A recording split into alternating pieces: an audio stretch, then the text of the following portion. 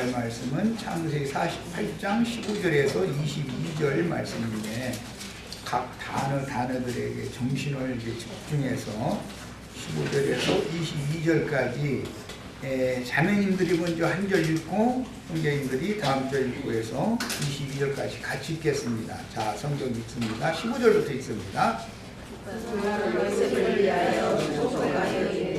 내 조부 아브람과 아버지 이삭이 섬기던 하나님, 나의 출생으로부터 지금까지 나를 기르신 하나님, 나를 모든 환난에서 건지시고 여호와의 사자께서 이 아이들에게 복을 주시고 이들로 내 이름과 내 조상 아브라함과 이삭의 이름으로 칭하게 하시며 이들이 세상에서 공식되게 하시기를 원합니다. 요셉이 그 아버지가 오른손을 에브라임의 머리에 얹은 것을 보고 기뻐하지 아니하여 아버지의 손을 들어 에브라임의 머리에서 므낫세의 머리로 옮기자 하여 그의 아버지에게 이르되 아버지여 이리 마옵소서 이는 장자이니 오른손을 그의 머리에 얹으소서 하였으나 그의 아버지가 허락하지 아니하며 이르되 나도 안다 내 아들아 나도 안다 그도 한 족속이 되며 그도 크게 되려니와 그의 아우가 그보다 큰 자가 되고 그의 자손이 여러 민족을 이루리라 하고 그날에 그들에게 축복하여 이르되 이스라엘이 너로 말미암아 축복하기를 하나님이 네게 에브라임 같고 므낫세 같게 하시리라 하며 에브라임을 므낫세보다 앞세우더라. 이스라엘이 요셉에게 또 이르되 나는 죽으나 하나님이 너희와 함께 계시사 너희를 인도하여 너희 조상의 땅으로 돌아가게 하시려니와 내가 네게 내 형제보다 세겜 땅을 더 주었나니 이는 내가 내 칼과 활로 아무리 손에서 빼앗은 것입니다. 아멘. 아멘. 지난 시간에 자료를 해드렸었고 그 집회 내용을 끝까지를 담지 못했기 때문에 다 집에서 다 읽어보셨으리라고 있고 말씀은 오늘 새로 해드린 자료 말씀을 내용을 가지고 말씀을 나누겠습니다. 매우 중요한 내용들이 많고 이것을 2시간에 다 마치기는 어렵겠다 싶어서 오늘은 이 말씀을 3시간 동안 오후 시간으로 잠깐 더 나눠야 되겠다 이렇게 생각하고 있어요. 다룰 내용들이 너무 많네. 자, 오늘 15절 이하의 말씀을 그 성경의 흐름을 따라서 문자대로의 내용을 살펴보겠습니다. 먼저 그가 요셉을 위하여 축복하여 이르되 그러니까 요셉의 두 아들들에게 복을 주는 이야기인데 사실은 그 요셉이 낳은 두 아들들이 받는 복은 요셉을 위한 복이다라는 걸 마음에 잘 담아두셔야 되겠어요. 신약에서 두 증인들이 하나님의 복을 받아서 계시록 21장 7절에 가면 그는 내 아들이 그리고 나는 그의 하나님이 되리라. 이게 결론인데 하나님이 아들다운 아들이 되어서 후사가 되는 이야기예요. 그런데 이것은 예수님을 위해서 증인들을 축복하신 거예요. 증인들은 자신들의 복을 위해서 수고를 하는 게 아니고 사역을 하는 게 아니라 사실은 주님을 복 받으셔야 되기 때문에 첫 아담이 복을 거부했으니까 둘째 아담인 예수님이 복을 받으셔야 되기 때문에 증인들이 생명을 갖춰서 그렇게 수고를 한 거였어요. 그러니까 예수님은 이 하늘 아버지의 복을 당신의 것으로 취하려면 당연히 우리 형제 자매님들이 증인으로서 하나님이 보내신 하나님의 사람으로 충성되고 지혜로운 종들로 생애를 잘 마감을 해야만 예수님이 복을 받으시는 거예요. 자, 그 다음에 이제 그 복을 요셉을 위해서 복을 빌어줄 때 내 조부 아브라함과 아버지 이삭이 섬기던 하나님, 나의 출생으로부터 지금까지 나를 기르신 하나님, 나를 모든 환난에서 건지신 여호와의 사자께서 이 아이에게 복을 주시오며 그랬어요.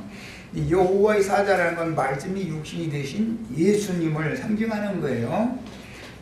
그러니까 아브라함부터 이제 여기서 말씀 시작이 됐으니까 믿음의 조상이죠. 믿음으로 받은 복을 지금 말하는 거예요. 그 다음에 그 복을 아들 이삭이 받았고, 이삭이 장자의 축복을 원래 에서가 받아야 되는 걸 야곱이 받았었죠. 그래가지고 오늘에 이르게 된 거예요. 그런데 야곱을 통해서 그 아버지 이삭이 이뤄준 복, 이삭은 그 야곱의 조부에게 복을 받았었고, 그래서 이제 야곱에게까지 그 복이 왔는데, 그 아버지가 빌어준 복이 하나님께서 실현시킨 거예요, 오늘까지. 그런데 그 실현시키는 과정을 추억을 하면서 돌이키는 말이 뭐라고 되어 있냐면, 나의 출생으로부터 지금까지 나를 기르신 하나님이라고 하나님을 고백했어요. 우리 형제 자매님들도 이런 말씀에 대해서 다 은혜가 있기를 바라요. 내가 어떤 가정의 어떤 아버지, 어떤 어머니를 통해서 태어났지만 그렇게 태어나게 하신 것이 하나님 절대 주권에 의한 것이다 라는 것이 믿어져야 되는 것이죠. 그러니까 부모님 원망하거나 뭐 부모 잘 만나고 자랑하거나 그럴 필요가 없죠. 사실 모든 영광은 생명의 주인이신 하나님이 받으셔야 되는 거예요. 그런데 말씀으로 나와가지고 말씀이 응하게 하기 위하여 말씀으로 나와가지고 말씀으로 기르는 거예요. 영적 세계를 지금 말하는 거예요. 육신의 부모에게서 나서 기름을 받은 것은 표상이니까, 야곱이 지금 말하는 것은 하나님 말씀으로 나아져가지고 진리의 말씀으로 나서 그 진리의 말씀으로 양육받은 자신의 그 영혼에 대한 영적 체험을 지금 간증하는 거예요. 그 다음에 나를 모든 환난에서 건지신 여호와의 사자께서 그랬는데, 야곱의 환난이라는 용어가 나오고 요셉의 환난이라는 용어도 나오죠. 성경을 읽어보면. 그래서 각자에게 모든 사람이 인생을 사는 동안은 평안함만 있는 것이 아니라 예기치 않은 그런 게 환난을 겪게 되는데, 그 환난이라고 하는 것이 고난당하는 문제가 있고 고생하는 문제가 있어요. 하나님은 인생이 고생하는 걸 원하시는 분이 아니죠. 그러나 이제 고난을 보내실 수가 있어요. 그것은 이제 큰 환난이다 그렇게 표현했는데, 이것은 여러 가지의 시련을 거치는 것을 의미하는 말로서 육신의 생각이 그 영혼을 지배하는 육에 있는 사람을 거꾸러뜨리고 영적인 사람, 위로부터 거듭난 사람을 온전한 사람으로, 오늘 야곱이 이스라엘이 되어져 가지고 인생을 마감하면서 자기 자식에게 축도를 하는 이런 상태까지 이르는 것이 구원의 완성이기 때문에, 그렇게 되도록 인도하시려면 항상 야곱의 남으로부터 오늘 죽음을 앞둔 지금 죽음까지 함께 계셨다라는 것이 믿어져야 된다는 거예요. 오늘 우리 형제 자매들이 이 자리에 오게 된 것도 하나님이 함께 하셔서 대단하신 거예요. 그 다음에 여호와의 사자께서 이 아이들에게 복을 주시오며, 이 아이들이라는 것은 요셉의 두 아들이죠.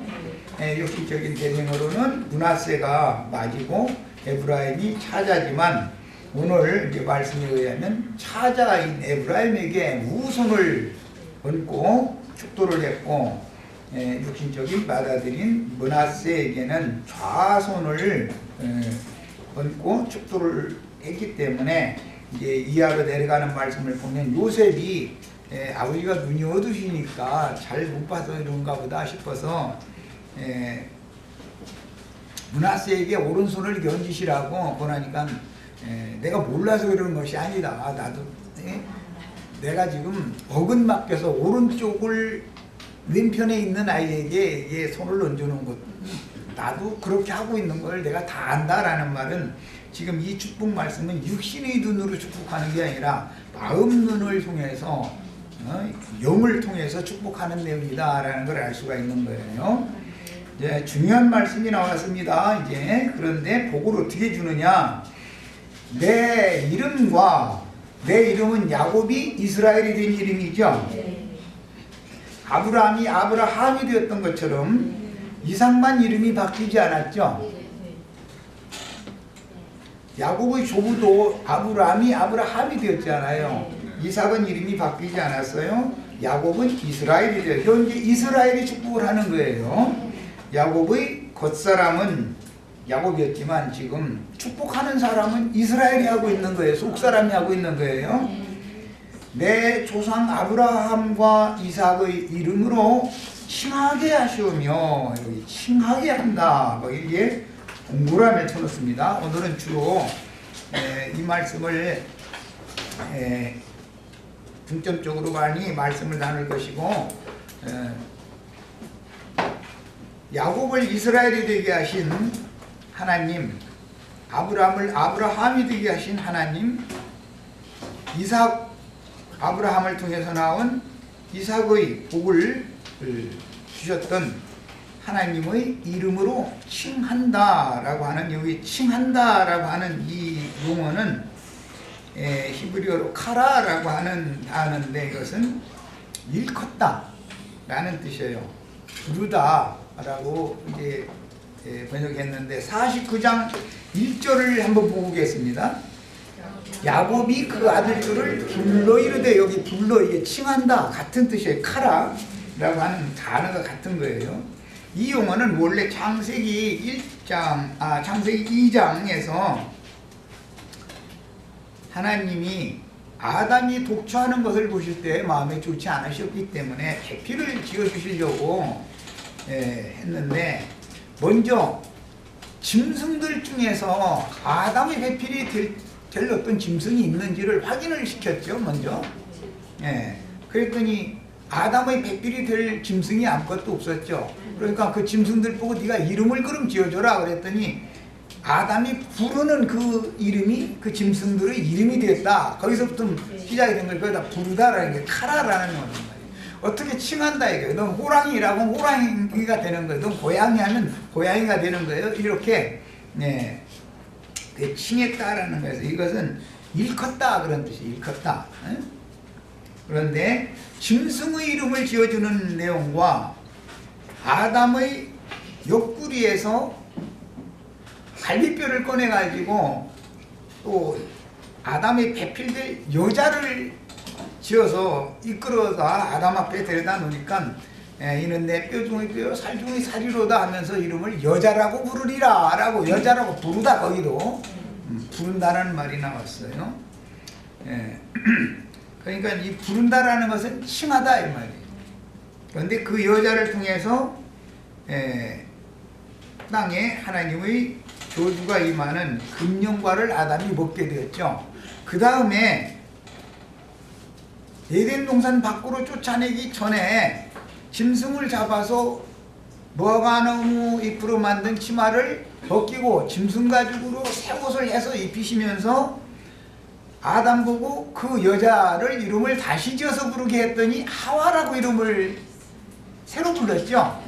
여자 이름이 이제 그냥 단순한 여자라는 이름에서 하와라고 이름이 바뀌었어요. 하와라는 것은 무슨 뜻이에요?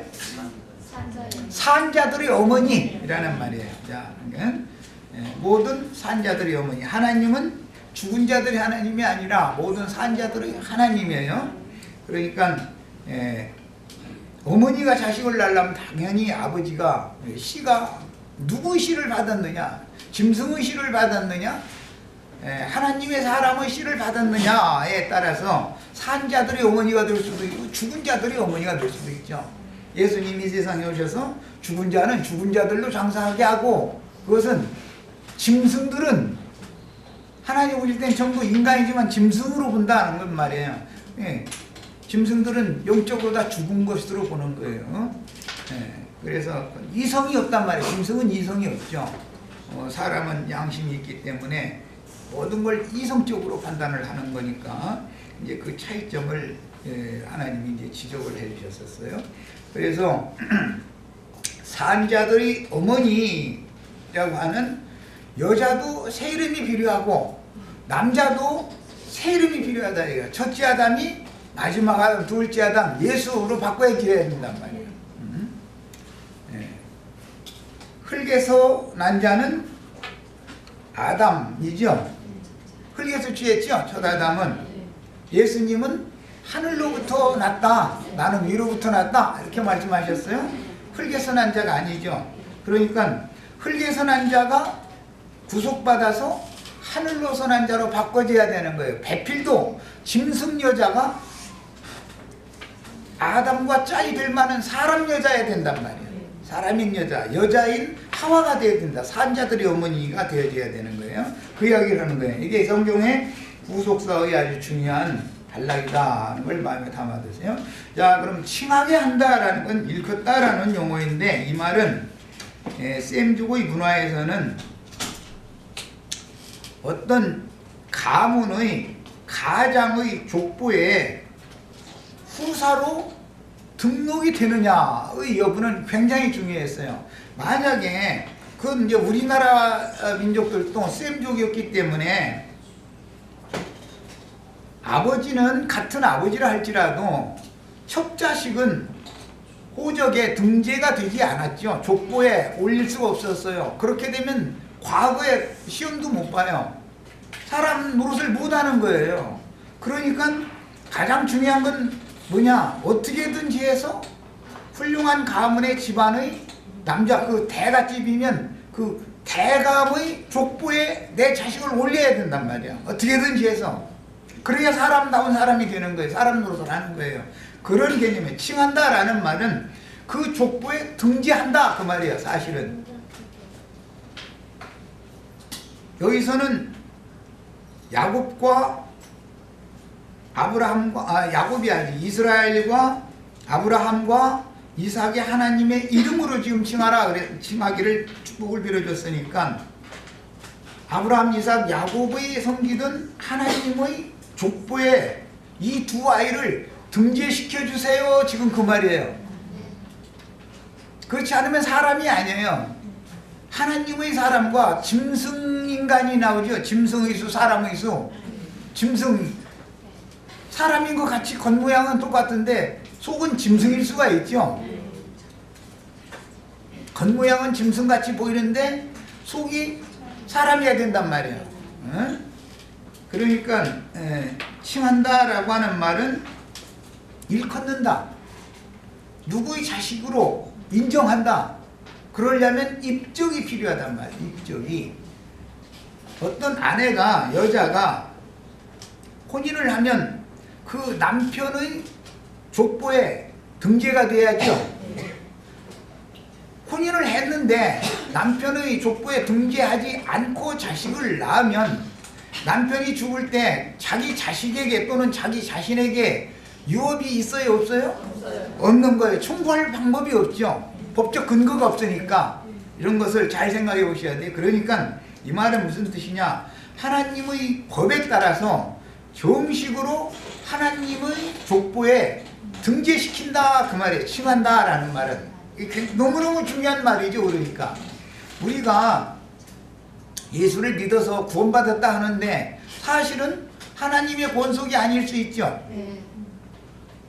하나님의 아들이면 예수님의 형제야지요. 부활하신 주님의 형제들이야죠. 목사님일 수는 있지만 형제가 아니면 소용없죠. 신부님일 수 있지만 하나님의 아들이면 아니면 소용없는 거예요. 오는 세상에서 유업이 없으니까.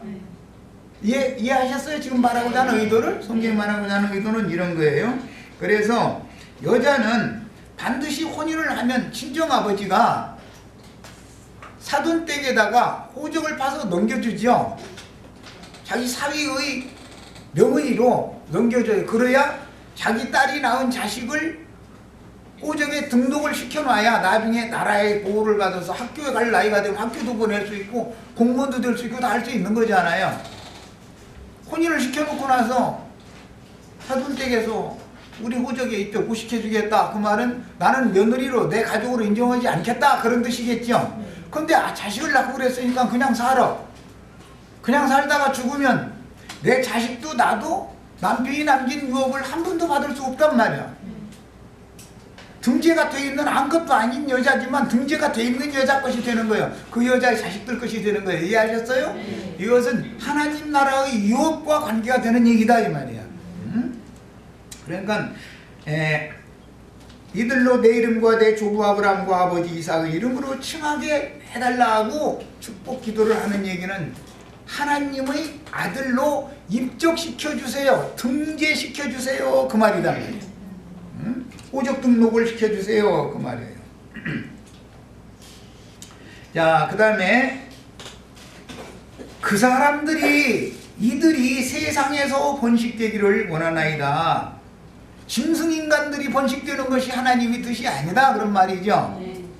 짐승들이 번성하는 것이 하나님의 뜻이 아니에요.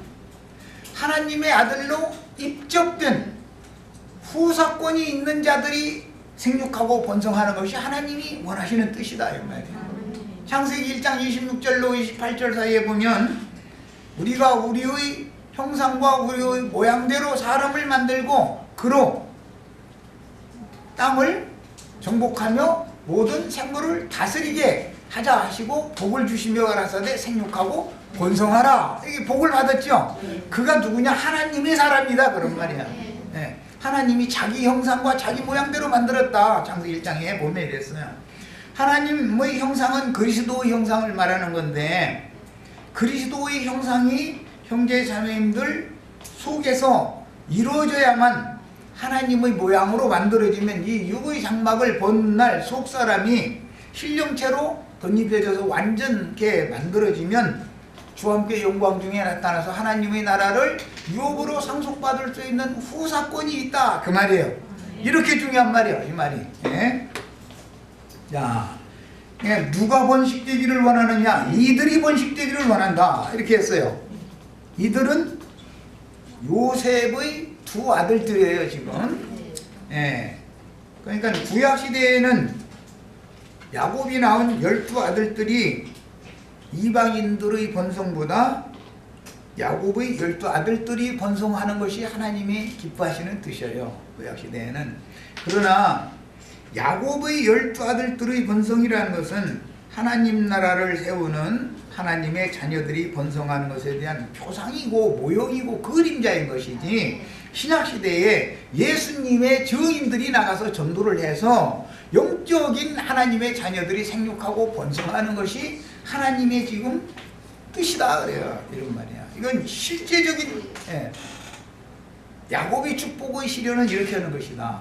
구약시대에 이스라엘 12지파가 번성해도 그것은 신약시대에 예수 그리스도께서 파송하신 증인들이, 두 증인들이 나가서 전도를 해서 영적인 하나님의 자녀들을 많이 얻어서 생육 번성해서 나라들을 여러 나라로 번성하는 것, 이것이 하나님의 뜻이다, 이런 말이에요. 이래서 이 나라들이 많이 번성을 해야 그 중에 이제 계시록 21장 7절 마무리 말씀에 아까도 조금 전에 인용을 했는데,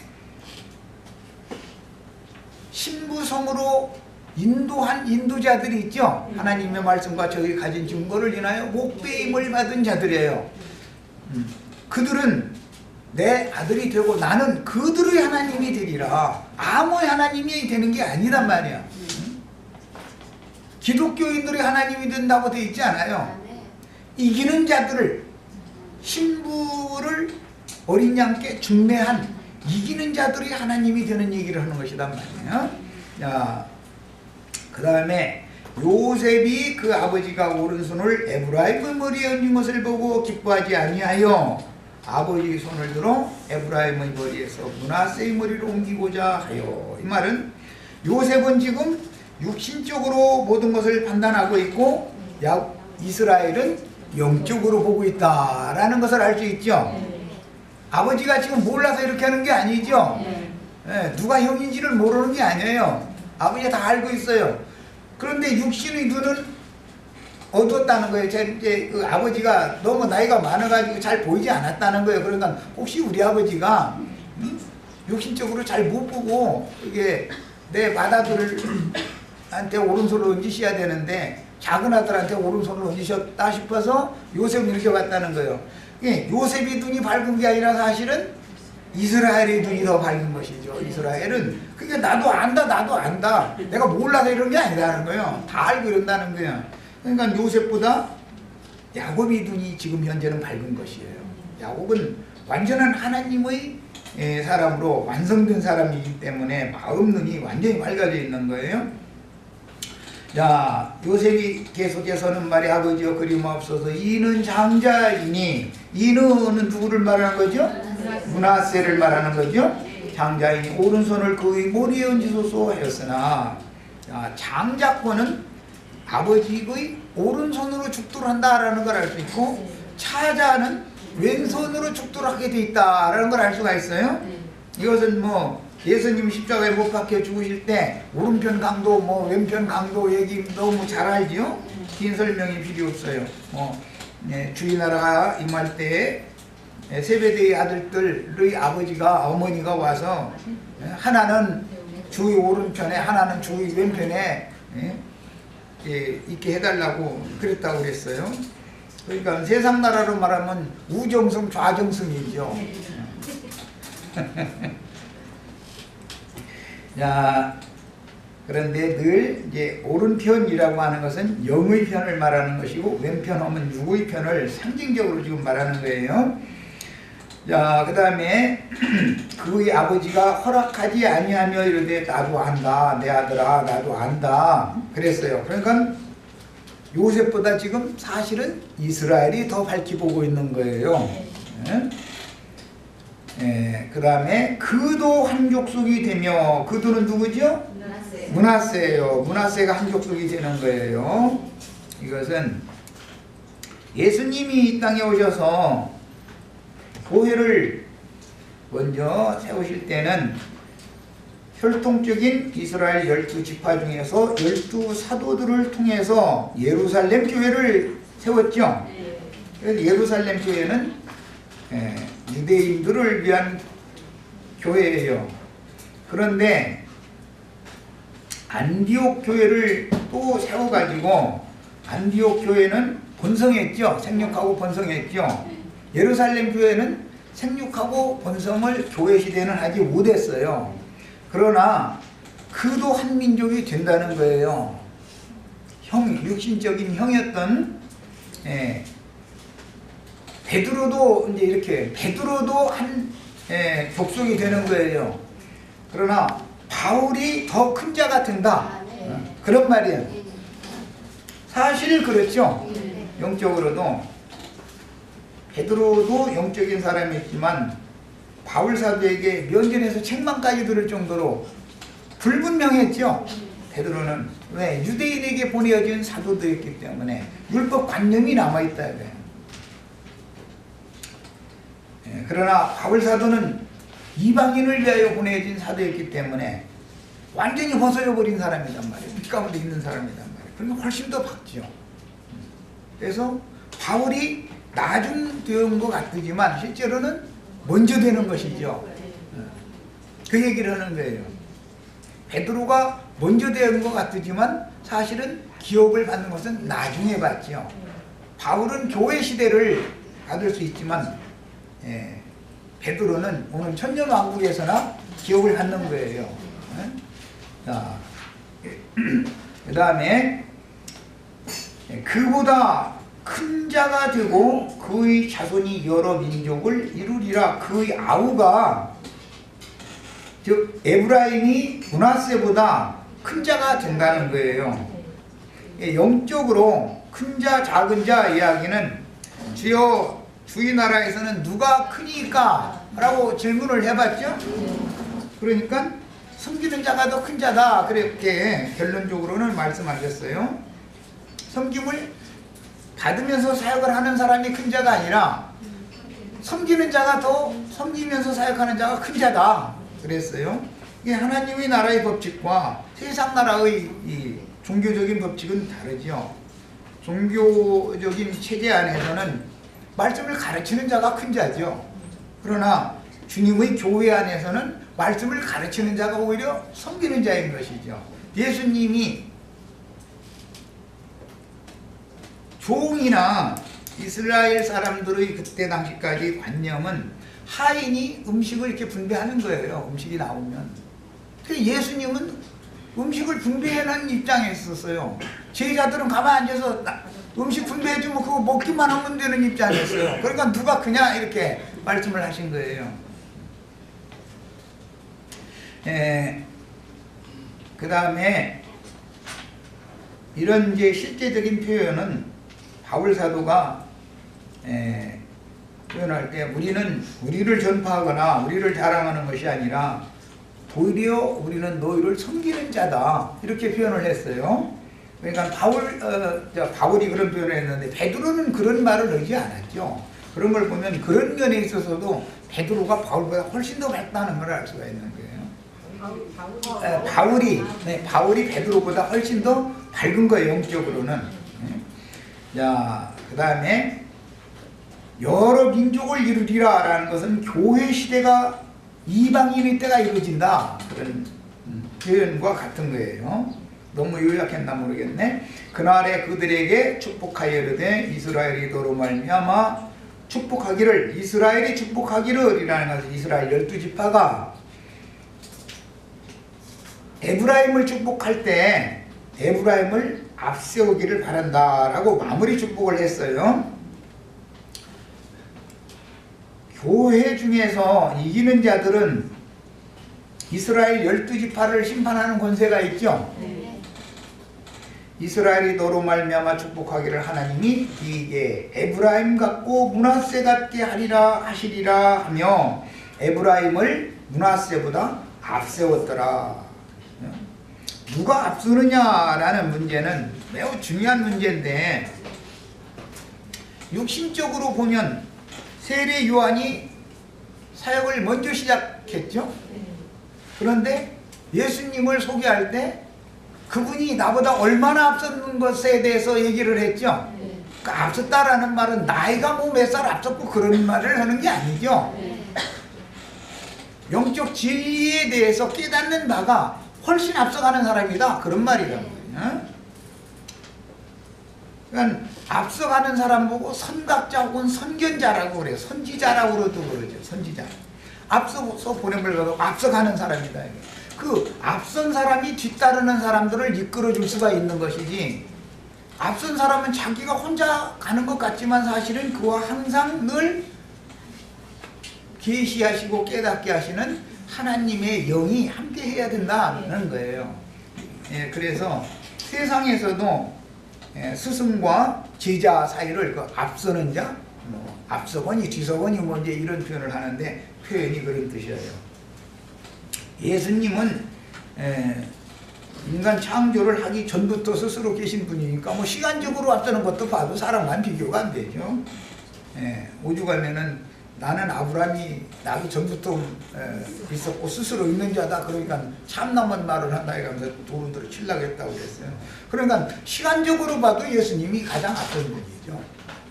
특히 그것은 표상일 뿐이고 실제로는 영적으로 우주 만물의 창조, 그 다음에 운영되는 경영되는 이치 이런 거에 대해서 그 밝기가 훨씬 앞선 분이다 그런 뜻이란 말이야. 그러니까 이제 에브라임이 오히려 므낫세보다 앞설 것이다 라는 예언이에요. 우리 형제 자매님들도 모두 예배당 목사님들보다 다 앞서시기를 바라요. 또 당연히 앞서셔야 되는 거예요. 육신적으로 보면은 예배당 목사님들이 앞선 것 같지만 영적으로는 영안이 열린 사람들이 앞서는 거죠. 그들이 영안이 안 열렸다고 볼 수는 없지만 베드로처럼 흐릿한 거예요.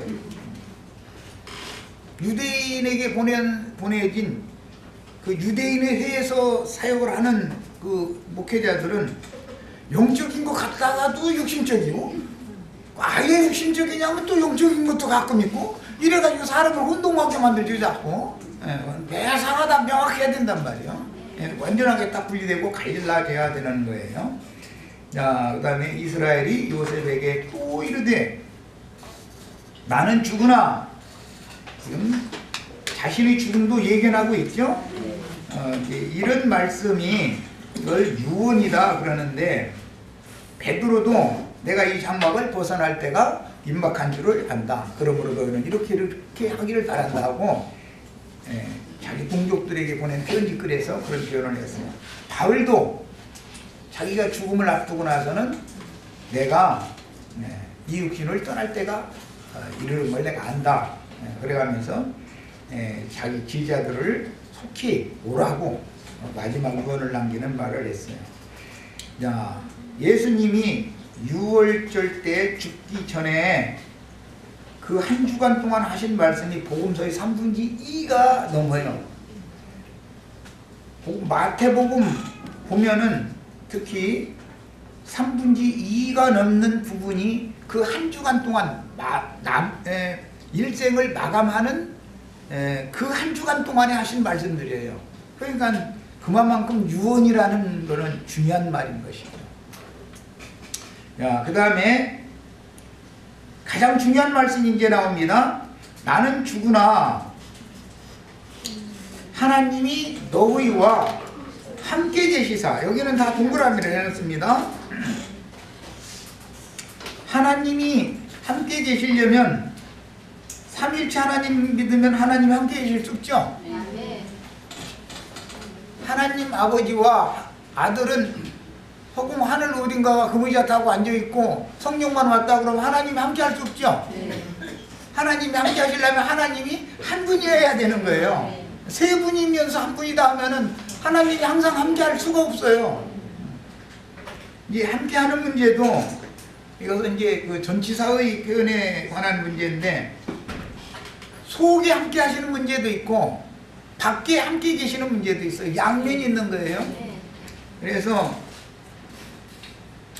요한복음 14장에 보면 예수님이 구속을 이루신 후에 제자들에게 다시 오시면 내가 너희와 항상 함께 있을 것이며 너희 속에 계시겠습니다 이랬죠. 속에 계신 주님이래야 변함없이 함께 계실 수 있죠. 내가 실족을 했을 때도 고난을 당할 때도 기뻐할 때도 언제든지 나와 함께 계셔야 되는 거예요. 뭔 일이 잘 될 때, 잘 풀려나갈 때는 함께 계시다가 뭔 일이 잘 안 되면은 떠나셨다가 그런 신을 믿으면은 항상 함께 계시는 하나님이 아니죠. 그러니까 제일 중요한 것은 우리가 이 생에 살아있는 동안은 왜 야곱이 이 말을 요셉에게 했겠는가를 생각해 보세요. 야곱이 자신의 경험을 지금 말하고 있다 이거예요. 자신의 전 인생 동안 나무로부터 오늘 길까지 기르고 먹이고 입히고 모든 것을 그분이 함께 하시면서 하셨다라고 믿기 때문에 그 믿음을 지금 요셉에게 넣어주는 말씀을 하고 있는 것이다. 믿음을 부어주는 말씀을 하고 있다라는 걸 알 수가 있는 거예요. 함께 계시사 너희를 인도하여 너희 조상의 땅으로 돌아가게 하시려니와 내가 네게 네 형제보다 세겜 땅을 더 주었나니 이는 내가 내 칼과 활로 아무리도 그 손에서 빼앗은 것이다 그랬어요. 그런데 실제로는 바단 아람에서 돌아와서 금 100크시타를 주고 샀죠. 금화로 산 바지예요. 그 문제도 있고 신하의 강간 사건 때문에 야곱의 아들들이 아버지에게 알리지 않고 르벤과 시므온이 주도적으로 해서 야곱의 아들들이 가서 술수를 부려가지고 세겜성 사람들을 싹 남자를 도륙내 버렸었죠. 그래가지고 내 칼과 내 활로 아무리 그 손에서 빼앗았다 그러지만 실제로는 야곱이 빼앗은 게 아니고 야곱의 아들들이 디나의 강간 사건 때문에 가서 그렇게 도륙을 낸 거였어요.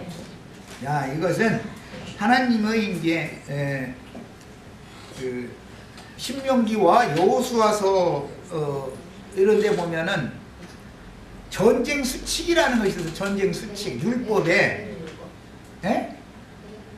헤렘 율법이라 그래. 우리 여기 여선지자 나왔네. 이스라엘의 율법에는 전쟁 수칙이 있어. 그건 헤렘 율법이라고 그래요. 그 말은 마땅히 멸할 것은 완전하게 멸해가지고 하나님의 소유로 돌리는 거예요. 그 사람들이 사용하던 가구 살림살이까지 싹 끌어모아서 한 곳에 모아서 불살라버리는 거예요. 사람 남녀노유 필요 없어. 사람 싹 죽이는 거예요. 짐승 싹 죽이는 거예요. 그러나 그렇게 전쟁을 하기 전에 반드시 평화를 선포하는 일을 먼저 해야죠.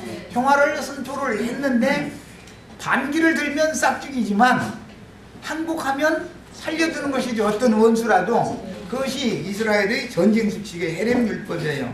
자, 지금 이 헤렘-율법을 어기고 12지파가 마땅치 않게 술수를 부려가지고 멸해버렸었죠.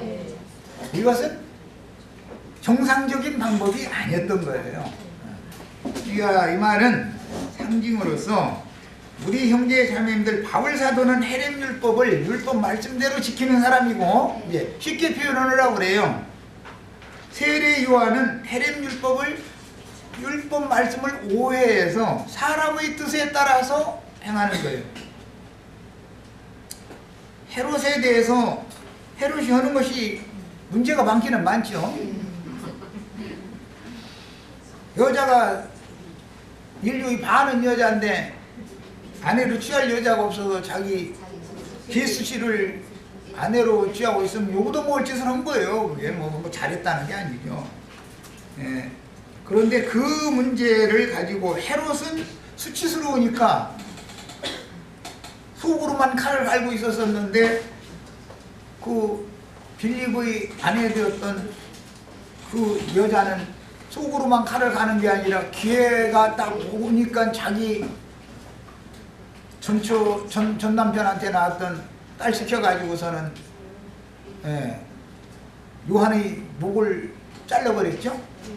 자, 이런 것은 굉장히 중요한 이제 그 암시를 하고 있는데, 하나님은 원수 갚는 것을 네가 친히 갚아라, 내게 맡겨라. 네.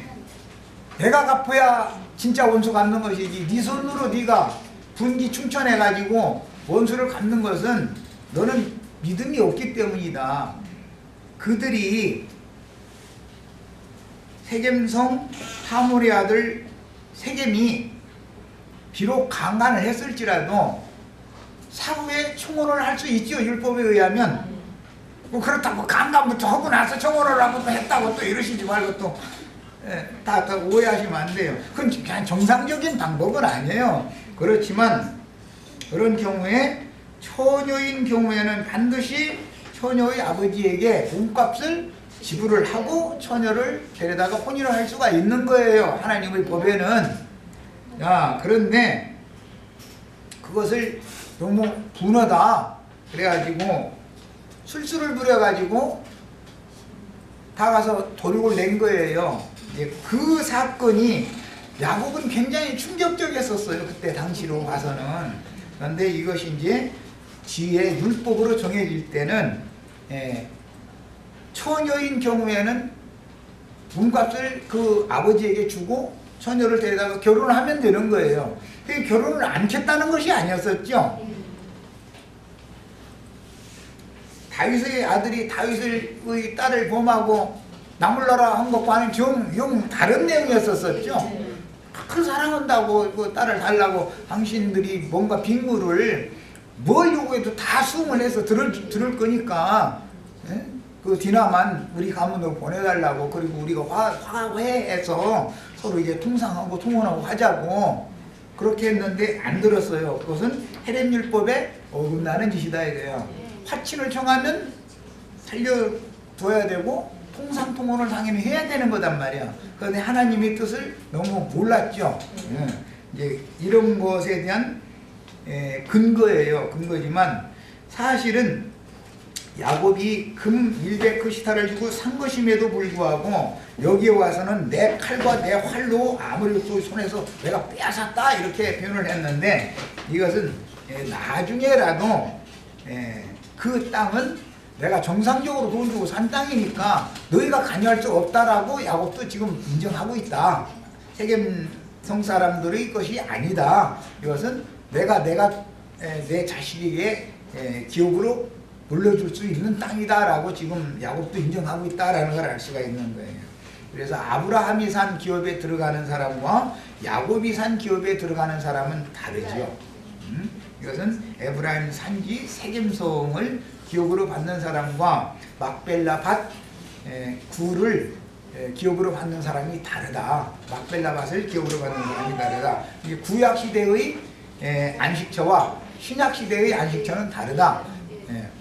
그래서 이제 그런 근거 때문에 십자가에 예수님 못 박혀 죽으실 때 우편에 있던 강도가 주여 당신의 나라에 임하실 때 나를 기억하소서라고 부탁을 하니까 네가 오늘 나와 함께 낙원에 있으리라 그랬는데 그 네가 나와 함께 낙원에 있으리라는 건 야곱이 요셉을 위하여 준 기업을 말하는 것이란 말이에요. 참낙원 신부성을 거기는 얘기하는 거예요. 위에 있는 예루살렘이에요. 그러나 그날 실제적으로 유대인들의 마무리 때 들어가는 것은 아브라함의 품으로 들어가는 것이었기 때문에 주 안에서 자는 자들과 아브라함의 품에서 자다가 주님의 부활의 날을 기다리는 사람들은 다른 거예요. 자, 첫 시간은 여기까지 해서 마칩니다.